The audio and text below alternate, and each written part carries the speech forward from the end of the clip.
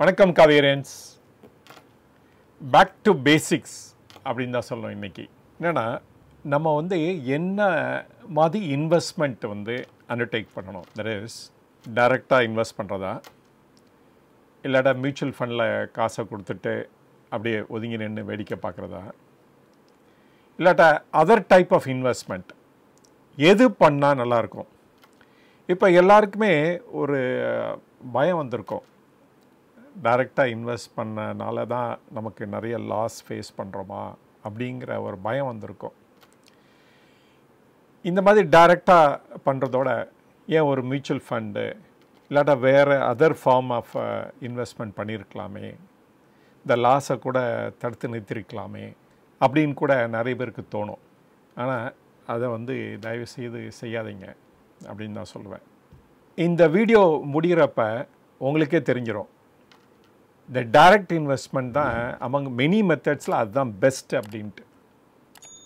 அதுக்கு பல காரணங்கள் இருக்குது. அதை ஒன்று ஒன்றா நான் சொல்கிறேன். நான் ஸோ மெனி வேஸ் இன்வெஸ்ட்மெண்ட்டு பண்ணுறதுக்கு இருந்தாலும், ஆனால் த பெஸ்ட் இந்த டைரக்ட் இன்வெஸ்ட்மெண்ட் நம்மளே அந்த ஸ்டாக்கை பற்றி தெரிஞ்சுக்கிட்டு அதில் இன்வெஸ்ட் பண்ணுறது தான் பெஸ்ட் அப்படின்னு ஏன் சொல்கிறேங்கிறத நான் ஒன்று ஒன்றா சொல்கிறேன். நான் 1988 அன்னைக்கு தான் நான் இன்வெஸ்ட்மெண்ட் ஜேர்னியை ஆரம்பித்தேன். நான் எங்கள் அப்பா ஷேர் மார்க்கெட்டில் இன்வெஸ்ட் பண்ணுவாங்க. அவங்களோட ஃப்ரெண்ட்ஸ்லாம் சேர்ந்துக்கிட்டு. எங்கள் அப்பா அபவுட் 62, 63 அது மாதிரி இருப்பாங்க அந்த டைமில்.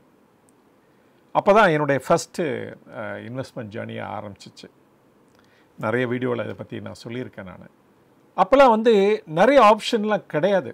டைரக்ட் இன்வெஸ்ட்மெண்ட் தான் ஒரே way, there is no other option அப்படின்னு தான் சொல்லணும். எப்படி இன்வெஸ்ட் பண்ணுவோன்னா, அண்ட் இவங்க அதை சொன்னாங்க, இவங்க இதை சொன்னாங்க, அண்டு ஒரே ஒரு பேப்பர் தான் வரும். அந்த பேப்பரில் எக்கனாமிக் பேஜுங்கிறது ஒரே ஒரு பக்கம்தான் இருக்கும். அதை படிச்சுட்டு தான் நம்ம இன்வெஸ்ட்மெண்ட்டே பண்ணணும். அந்த காலம் அது. வேறு ஆப்ஷனே இல்லை. டிப்ஸ் தான் பேசிக். அதை வச்சு தான் இன்வெஸ்ட் பண்ணோம். ஆனுவல் ரிப்போர்ட் வாங்குறது கூட ரொம்ப கஷ்டம். சில பேர் சொல்லுவாங்க, ஆனுவல் ரிப்போர்ட்டை கூட காசு கொடுத்து வாங்கினம்பா அப்படின்னு கூட சொல்லுவாங்க. ஆனால் அப்படியே 2024க்கு வந்தோம் அப்படின்னா இன்றைக்கி நிறைய ஆப்ஷன்ஸ் அவைலபிளாக இருக்குது. டிஃப்ரெண்ட் டைப் ஆஃப் இன்வெஸ்ட்மெண்ட் பண்ணலாம். டைரக்ட் இன்வெஸ்ட்மெண்ட் எடுத்துக்கலாம், இல்லாட்டா மியூச்சுவல் ஃபண்டில் இன்வெஸ்ட் பண்ணலாம். மியூச்சுவல் ஃபண்ட்லேயே டிஃப்ரெண்ட் டைப்ஸு, டிஃப்ரெண்ட் ஸ்கீம்ஸு, அது மாதிரி எக்கச்சக்கமாக இருக்குது. இல்லாட்டா பாசிவ் இன்வெஸ்ட்மெண்ட் அந்த மாதிரி பண்ணலாம். உங்களுக்கு பிடிக்கல, ஆக்டிவ் இன்வெஸ்ட்மெண்ட்டே பண்ணல, ஓகேடா நான் பாசிவாக இன்வெஸ்ட் பண்ணுறேன், இண்டெக்ஸ் ஃபண்டை சூஸ் பண்ணுறேன் அப்படின்னு கூட டிசைட் பண்ணலாம். இதை தவிர பார்த்திங்கன்னா அதர் டைப்ஸ்லாம் இருக்குது. ஆல்டர்னேட் இன்வெஸ்ட்மெண்ட் ஸ்ட்ராட்டஜின்னு இருக்குது. கேட்டகரி 1, கேட்டகரி 2 அப்படின்னு இருக்குது. இல்லாட்டா ஆல்டர்னேட் இன்வெஸ்ட்மெண்ட் அப்படிங்கிற அந்த கேட்டகரி இருக்குது. தெர் இஸ் பிஎம்எஸ்ன்னு இருக்குது, போர்ட்ஃபோலியோ மேனேஜ்மெண்ட் சர்வீசஸ் அப்படின்னு கூட இருக்குது. ஸோ அந்த மாதிரி இது கூட எடுத்து பண்ணலாம். அஃப்கோர்ஸ் இப்போ ரொம்ப பாப்புலராக இருக்குது பார்த்திங்கன்னா நேஷ்னல் பென்ஷன் சிஸ்டம்ங்கிற கூட. அதுக்குள்ளே Tier 1, Tier 2 அந்த மாதிரி ஆப்ஷன் கூட இருக்குது. இதை தவிர இந்த இன்சூரன்ஸ் கம்பெனி அந்த மாதிரி கம்பெனிஸ் கூட, இல்லாட்டா அதர் பேங்க்ஸு கூட இந்த யூலிப் அந்த மாதிரி இது கூட ப்ரமோட் பண்ணுறாங்க. இப்படி நான் நிறைய சிஸ்டமாக இன்வெஸ்ட்மெண்ட் சொன்னேன் பாருங்கள். அதுலேயே நான் பெஸ்ட்டு என்ன சொல்லுவேன் அப்படின்னா தி டைரக்ட் இன்வெஸ்ட்மெண்ட் தான் அப்படின்னு சொல்லுவேன். இதுக்கு எல்லாத்தையும் ஒரு டேபிளாக ஃபார்ம் பண்ணி Cauvery Business.inங்கிற வெப்சைட்டில் நீங்கள் கூகுள் ஷீட்டில் போய் பார்த்தீங்கன்னா இருக்கும். நீங்கள் அதை பார்த்து பயனடைஞ்சிக்கோங்க. அதுக்கு தமிழ் ட்ரான்ஸ்லேஷன் கூட பண்ணியிருக்கேன், அதை கூட பார்த்து தெரிஞ்சுக்கோங்க. இது ரொம்ப யூஸ்ஃபுல்லாக இருக்கும். நீங்கள் என்னைய மாதிரி டைரக்ட் இன்வெஸ்ட்மெண்ட் தான் பண்ணுறீங்க அப்படின்னா நான் என்ன சொல்லுவேன்னா, கங்க்ராட்ஸ் டு யூ அப்படிங்குவேன். இதில் கொடுக்குற பெனிஃபிட் மாதிரி வேறு எந்த சிஸ்டத்துலையும் கொடுக்கவே கொடுக்காதுன்னு நான் ஆணித்தரமாக சொல்லுவேன். நான் மித்த சிஸ்டத்துக்கு இருக்க ட்ராபேக்ஸ்லாம் சொல்லிடலாம். அப்புறமேல் இந்த டைரக்ட் இன்வெஸ்டிங்க்கு இருக்க பெனிஃபிட்ஸ் பற்றி பேசலாம். அதுலேயும் 1-2 ட்ராபேக் இருக்குது, அதையும் பற்றி பேசலாம். இப்போ ஆல்டர்னேட் இன்வெஸ்ட்மெண்ட் எடுத்துக்கோங்களேன். அதுக்கெல்லாம் பார்த்திங்கன்னா என்ட்ரி லெவலே 1 crore அண்ட் அபவ் தான். அது ஹைலி ரிஸ்கி. அவங்க செலக்ட் பண்ணும்போதே அவங்க ஃபில்டர் பண்ணி தான் எடுப்பாங்க. நீங்கள் அதில் இன்வெஸ்ட் பண்ணோம் அப்படின்னா. அவங்க வந்து ஈவன் அன்லிஸ்டட் கம்பெனிஸில் கூட இன்வெஸ்ட் பண்ணுவாங்க, நிறைய ரிஸ்க் எடுப்பாங்க. உங்களுடைய கேப்பபிலிட்டி என்னன்னு அசஸ் பண்ணிவிட்டு அதுக்கு தகுந்தாப்பில் நிறைய இன்வெஸ்ட்மெண்ட் கூட எடுப்பாங்க.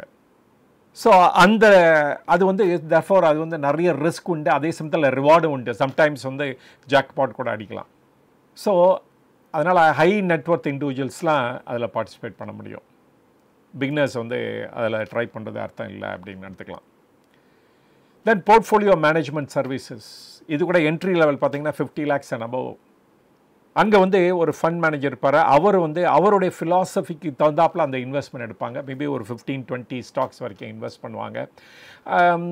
இதில் பார்த்தீங்கன்னா உங்களுக்கு வந்து இந்த விற்றாங்கன்னா நீங்கள் டேக்ஸ் கட்ட வேண்டிய அந்த லயபிலிட்டிலாம் இருக்கும் அந்த இதில். ஸோ உங்கள் அக்கௌண்ட்டே யூஸ் பண்ணி அவங்க வந்து உங்களுக்கு அட்வைஸ் பண்ணுவாங்க, இந்த ஷேர்ஸை வாங்க சொல்லுவாங்க, அந்த மாதிரி தான் பண்ணுவாங்க. ஆனால் இந்த மாதிரி ரன் பண்ணுறவங்க வந்து வெரி கேப்பபிள் அண்ட் எஃபிஷியன்ட் பீப்புளாக தான் இருப்பாங்க. அவங்களுக்கு வந்து ஒரு லாங் இயர்ஸ் ஆஃப் எக்ஸ்பீரியன்ஸ் இருக்கும் இந்த ஃபீல்டில். ஆனால் பிஎம்எஸ் போர்ட்ஃபோலியோ பார்த்தீங்கன்னா நிறைய பேர் வந்து சக்சீட் பண்ணல அப்படின்னு தான் சொல்லணும். இன்னும் லாங் வே டு கோ. அவங்க ரியலாகவே அவங்களாம் த கிரேட் அப்படின்னு ப்ரூவ் பண்ணுறதுக்கு. ஸோ அதுவும் வந்து அந்த என்ட்ரி லெவலுக்கு சரியானதாக எனக்கு தோணலை. இப்போ அடுத்த வே ஆஃப் இன்வெஸ்டிங் அப்படின்னு பார்த்தீங்க அப்படின்னா மியூச்சுவல் ஃபண்ட். இதுதான் ரொம்ப பாப்புலர். நிறைய பேர் இதில் இன்வெஸ்ட் பண்ணிகிட்ருக்காங்க. நிறைய மியூச்சுவல் ஃபண்ட் இருக்குது, நிறைய ஸ்கீம்ஸ் இருக்குது. அதில் வந்து பேசிவ் இன்வெஸ்டிங் இருக்குது, ஆக்டிவ் இன்வெஸ்டிங் இருக்குது. அண்டு நிறைய பேர் இதில் பணமும் ஏர்ன் பண்ணியிருக்காங்கன்னு சொல்லணும். ஆனால் இதில் வந்து ஒரு ஃபண்ட் மேனேஜர் இருப்பார். அந்த ஃபண்ட் மேனேஜர் வந்து அவர் டிசைட் பண்ணுவார் எது இதில் இன்வெஸ்ட் பண்ணணும் அப்படிங்கிறது. இது வந்து completely control like other scheme மாதிரி. அது பிஎம்எஸ்ஸாக இருக்கட்டும், இல்லாட்டா ஆல்டர்னேட் இன்வெஸ்ட்மெண்ட் ஃபண்டாக இருக்கட்டும், இல்லாட்டா மியூச்சுவல் ஃபண்டாக இருக்கட்டும், எல்லாமே செபியோட ரூல்ஸ் அண்ட் ரெகுலேஷன் கீழே தான் வருது அப்படின்னு சொல்லணும். ஸோ மியூச்சுவல் ஃபண்டில் வந்து அந்த ஃபண்ட் மேனேஜர்ஸ் வந்து அவங்க டிசைட் பண்ணுவாங்க எந்த ஸ்டாக்கில் இன்வெஸ்ட் பண்ணோம், எவ்வளோ இன்வெஸ்ட் பண்ணோம் அப்படின்ட்டு. அதுலேயே டிஃப்ரெண்ட் ஸ்கீம் இருக்குது, ஓப்பன் எண்டட், க்ளோஸ்ட் எண்டட், அது மாதிரி ஸ்கீம்ஸ்லாம் உண்டு. பட் மோஸ்ட்லி ஓப்பன் எண்டட் தான் இருக்கும். அப்போ நிறைய ஃபண்டு வந்துக்கிட்டே இருக்கும். அந்த ஃபண்டை வந்து சம்டைம்ஸ் ஹேண்டில் பண்ண முடியாமல் போகும். அப்போ வந்து சடனாக சம் மேனேஜர்ஸ் கூட வந்து சொல்லுவாங்க, எஸ்ஐபி கான்ட்ரிபியூட்டே பண்ணாதப்பா இந்த சமயத்தில் அப்படின்னு கூட சொல்லுவாங்க சடனாக. ஏன்னா அவங்களால ஹேண்டில் பண்ண முடியல. ஏன்னா தௌசண்ட்ஸ் ஆஃப் க்ரோஸ் வந்துட்டு இருக்கும்போது எப்படி அதை ஹேண்டில் பண்ணுறது? ஏன்னா மார்க்கெட் வந்து குறைஞ்சிக்கிட்டே போயிட்டே இருக்கும்போது எப்படி ஹேண்டில் பண்ணுறது? ஏன்னா பணத்தை அவங்க இன்வெஸ்ட் பண்ணி ஆகணும். இப்போ வித்தின் அ சர்டன் பீரியட் வரைக்கும் ஹியூஜாக வந்து பணம் ஹோல்ட் பண்ணிட்டும் இருக்க முடியாது. இன்றைக்கி வந்து நியர்லி 2,25,000 crores வந்து எல்லா மியூச்சுவல் ஃபண்ட் டுகெதர் வந்து ஹோல்ட் பண்ணிகிட்ருக்காங்க இன் கேஷில்.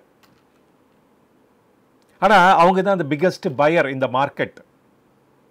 அண்டு வந்து ரெகுலராக வந்து இந்த மியூச்சுவல் ஃபண்ட் வந்து இன்வெஸ்ட் பண்ணிகிட்ருக்காங்க. தோ இந்த டிஐஎஸ் தான் பிக்கஸ்ட் இன்வெஸ்டராக இருந்தால் கூட மியூச்சுவல் ஃபண்டும் அதில் பார்ட் ஆஃப் தட் டிஐஐ தான் சொல்லணும் நம்ம. ஆனால் இதோட காஸ்ட் ஆஃப் ஆப்ரேஷன் பார்த்தீங்க அப்படின்னா ரொம்ப ஹை. ஒரு பாசிவ் ஃபண்டாக இருந்துச்சுன்னு வச்சுக்கோங்களேன், ரொம்ப சார்ஜஸ் ரொம்ப நாமினலாக இருக்கும், 0.1, 0.2 அது மாதிரி இருக்கும். பட் ஆனால் அதே இது வந்து ஆக்டிவாக இருந்துச்சுன்னா it may go even up to 2.25 கூட இட் வில் கோ. அதெல்லாம் ரொம்ப ஹை சார்ஜஸ். சில ஃபண்டு வந்து ஈவன் எக்ஸிட் லோடு கூட போடுவாங்க. அதே மாதிரி பிஎம்எஸ்ஸாக இருக்கட்டும், இந்த ஆல்டர்னேட் இன்வெஸ்ட்மெண்ட் ஃபண்டாக இருக்கட்டும், அதில் கூட பார்த்தீங்கன்னா charges will be very high.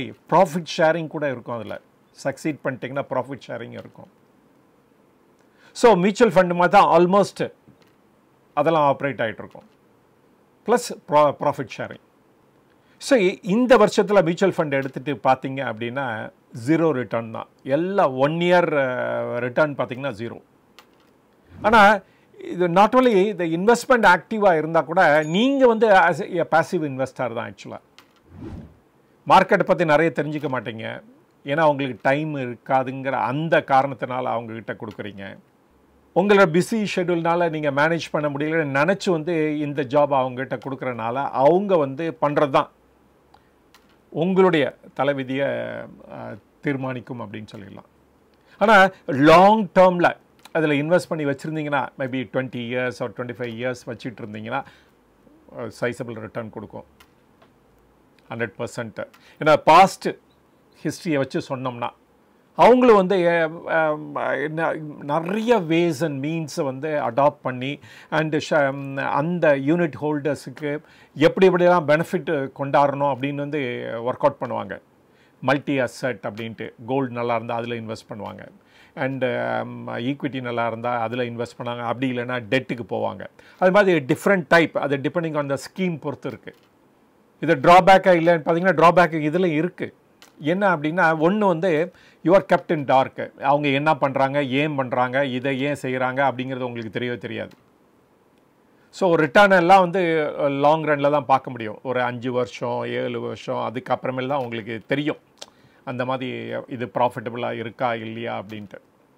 சில ஒரு தொடர்ந்து பார்த்திங்கன்னா 5-6 வருஷமாக ரிட்டர்ன் கூட கொடுக்காம இருந்த ஃபண்டு கூட நிறைய உண்டு. 2011-12லேருந்து 2017-16 வரைக்கும் நிறைய ஃபண்டு வந்து லாஸில் தான் இருந்தது. Next another type of investment பார்த்திங்கன்னா இந்த யூலிப். இதில் ஏமாந்தவங்க எத்தனை பேர், அதில் நானும் ஒருத்தன். பேங்கோட வற்புறுத்தல்னால நான் வந்து இதில் இன்வெஸ்ட் பண்ணேன். அப்புறம் 30 lakh rupees. I lost severely. In the sense I got only 3% தான் அதில் வந்து return. Maturity period 10 years. Of course lock in period வந்து 5 years. 3% தான் ரிட்டர்ன் கிடச்சிருக்குன்னா பார்த்துக்கோங்களேன். Expense ratio so high. 20% அவங்க சார்ஜ் பண்ணிட்டு இருந்தாங்க. அதுலேருந்து அன்னையிலேருந்து 2008 போட்டேன். அன்னையிலேருந்து இந்த மியூச்சுவல் ஃபண்டே வாங்கக்கூடாதுன்னு டிசைட் பண்ணுவேன் நான்.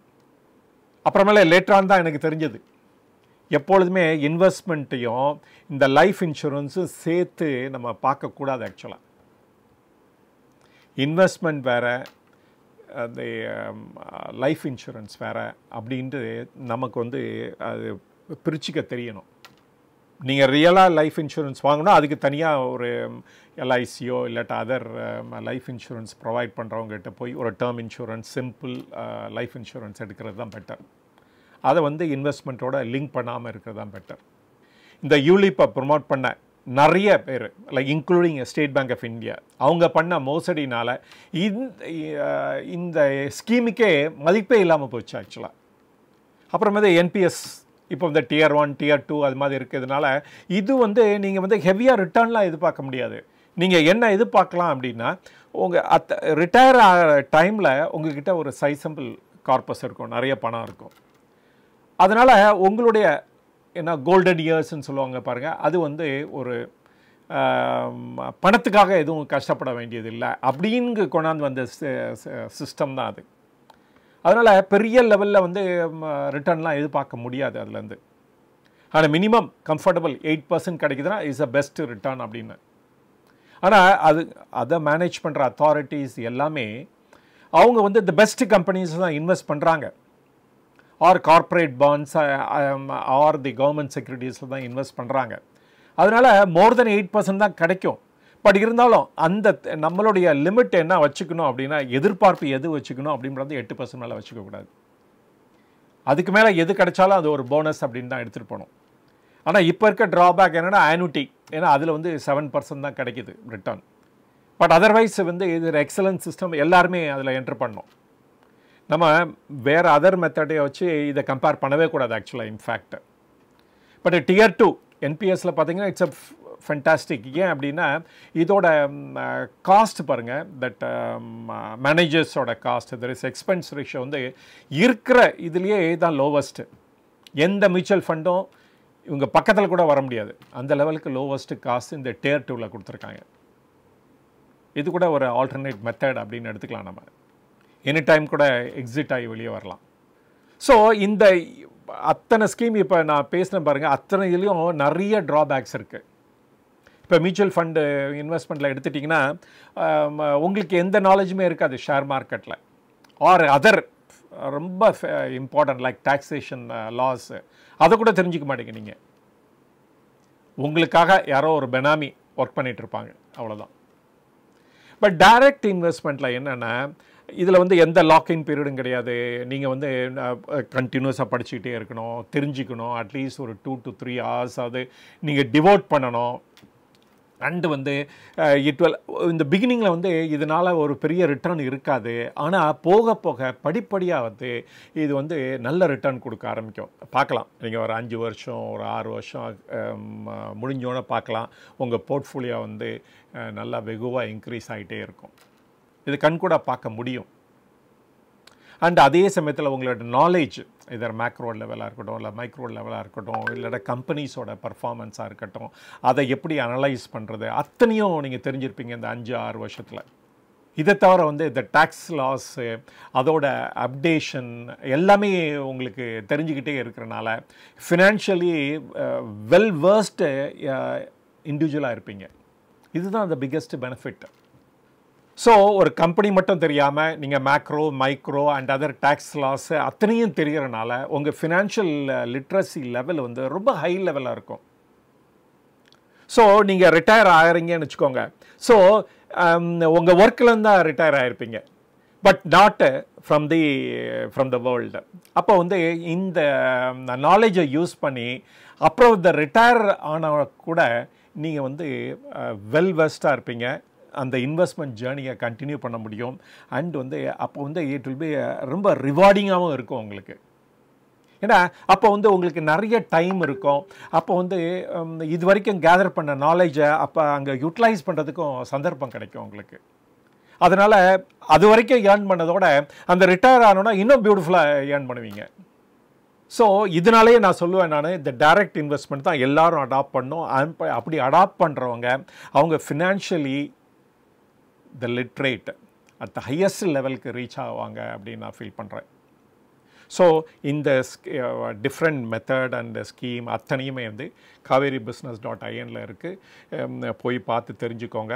And various pros and cons, benefits, then வந்து ஃப்ளெக்சிபிலிட்டி அத்தனையுமே இதில் கொடுத்துருக்கேன் நான். இது வந்து பேக் டு பேசிக்ஸ்னு எடுத்துக்கோங்க. இது எல்லாத்தையும் தெரிஞ்சுக்கணும். நம்ம வந்து இந்த டைமில் வந்து நிறைய லாஸ் ஃபேஸ் பண்ணியிருக்கலாம், இல்லாட்ட நிறைய ஷேரை வந்து ரெட்டில் பார்த்துட்டு வருத்தப்பட்டிருந்துருக்கலாம். இது வந்து நோஷனல் லாஸ் தான், நம்ம வந்து அதனால் அதை பற்றி வருத்தப்பட வேண்டியதில்லை. ஆனால் நீங்கள் வந்து கரெக்ட் பாத்தில் தான் போயிட்டுருக்கீங்கிறதுக்காக தான் போட்டப்பட்ட வீடியோ இன்றைக்கி. இது வரைக்கும் உங்களோட பொன்னான நேரத்தை எனக்காக செலவழிச்சதுக்கு ரொம்ப நன்றி. மீண்டும் சந்திப்போம். வணக்கம்.